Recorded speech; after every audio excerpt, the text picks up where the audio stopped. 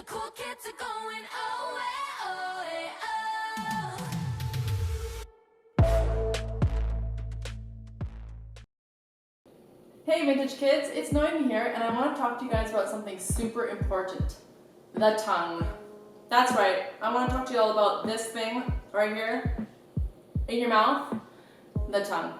Do you know that James says our tongue can be one of the most powerful or most destructive things in our body?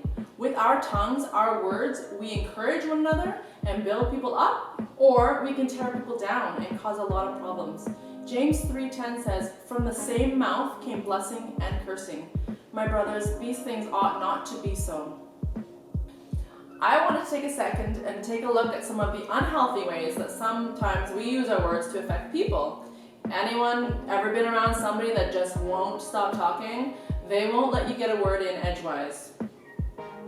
Okay, so I had a dream last night, and it was like this monster was chasing us. So we were in the house, and so we woke up, and then it was like, whoa! And so we had to like hurry in the house. So then we were like, running up the mountain, and then we like the monster bumped into the tree, and it said he was purple and blue, and so there was like.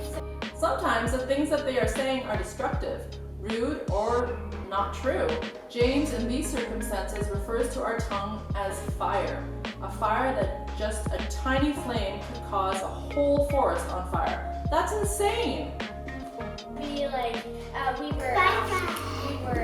were running, and he turned into this guy who was like, You know, there's also something to be said about us not saying anything when we really should. Ever been in a situation where someone is being bullied? Or maybe you are asking someone for advice, or even possibly someone may be in a situation that's dangerous.